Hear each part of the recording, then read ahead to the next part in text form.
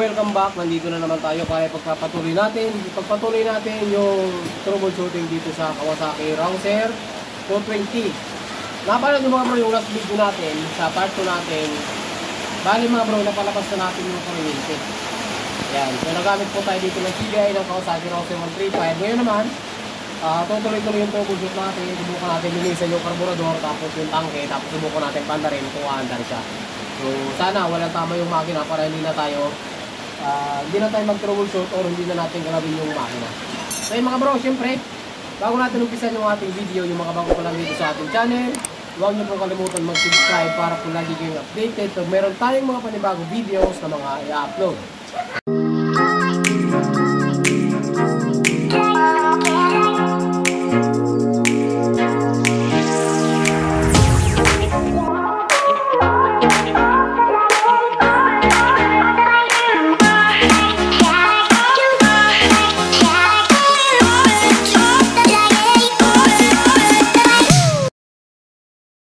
Pasensya na pala kayo mga bro kung medyo maingay kasi pakita mo bro na ulan po.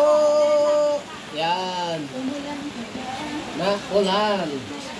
So, dito mga bro sabi ko sa inyo, bali na napalabas na natin yung kuryente. So, ang gamit natin ay CDI ng Rouser 135. So, sa mga gustong makapanood ng wiring, color coding, wiring function at wiring diagram ng CDI ng 220, available ito sa ating YouTube channel. Okay? Hanapin nyo na lang mga bro. Pati yung ating Rouser 135, mayroon din tayong mga video nito. So, ang susunod natin dito mga bro, ito so, tatanggalin natin itong carburetor. Ayan. So, meron tayo ditong auto choke. Tanggalin nyo na ito Tapos, maraming nahihirapan dito sa pag-ano ng paglilinis ng carburetor ng mga Rouser, lalong-lalo na sa 220-180. Pwede natin ito mga bro tanggalin dito yung 8. O yan ito. Pwede nyo mong tanggalin to para hindi na kayo mahirapan. Tanggalin nyo yan, kabilaan. Or pwede naman, kung mas matyaga kayo mga bro, pwede nyo iluwagan yung filter. Tapos, ito na lang ang luwagan nyo. Ayan.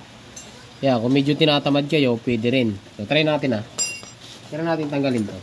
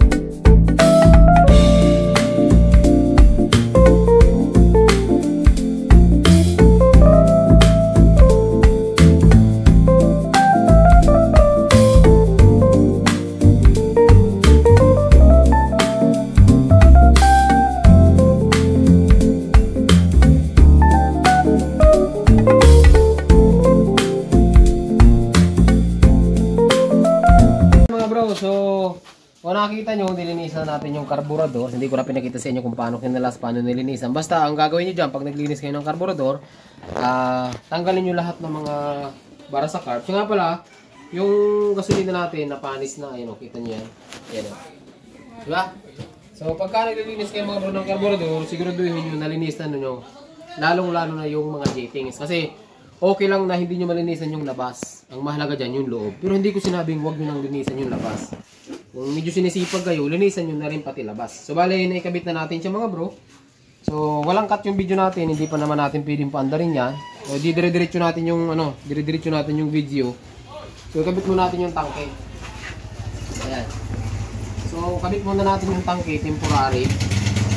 Okay, so, kabit natin. Ayan. Temporary, mga bro para lang makita natin kung mapapaandar. Yan, so naikabit ko na rin para yung throttle. Kasi yung throttle cable nito hindi siya nakasalpak. So, maglagay tayo ng gasolina. So, yan. Ba, maganda pala ang tangke nito. Wala pang ano. Kasi yung ibang mga Rosero mga bro, kinakalawang na yung tangke. Tingnan nyo to. Ayan o. Diba? Maganda. So, ngayon, check natin kung naka-off. Okay, naka-off naman siya. So, gamit tayo ng gulo. Tapos, charan! Mga bro, yung gagamitin natin ng gas. It's a gas. Bukan natin mga bro, kung maandar to. Pag kumandar to, ipapakuha agad natin mamaya. Saka na ayusin natin yung ano, kasi ipapayos din ito yung ano, yung speedometer. Kasi yung speedometer nito, nakaangat na yung film. Papalitan niya sana ng bago. Sabi ko, kaya naman niyang gawa ng paraan. Yung polarizing film mga bro ay napapalitan. Mura lang yan, mahigit 200 lang po ang film niya. So wag muna natin ubusin. Okay, so tuno muna natin. Close muna. Okay, luwagan muna natin ng mga kahit mga 3.5. Okay. Moment of truth. On. Okay, on. Okay, push start.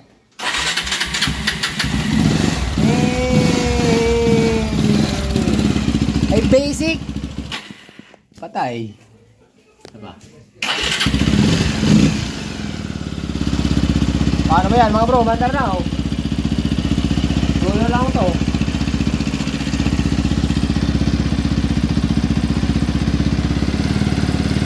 Ayan o, tumataas. Ganyan yung pagsusundo. Diba tumataas? Hanapin mo yung matining na part. Yung pinakamaganda. Wala. Wala. Wala. Wala. Bumababa. Tumataas. Bumababa. Langit. So, nandito siya.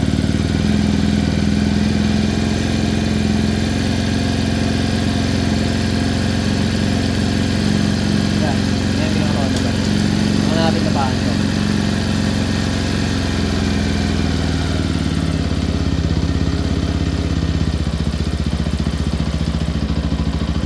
Tingnan nyo naman kung parang maganda ang makina mga bro. Diba?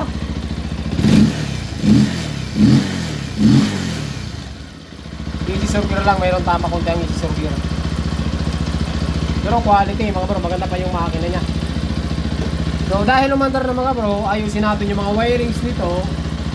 Ayusin natin yung mga wirings, pero hindi ko na ipapakita sa inyo mga bro. So siguro dito na natin tatapusin yung ating video. So maraming salamat dun sa mga nanood ng part 1, part 2.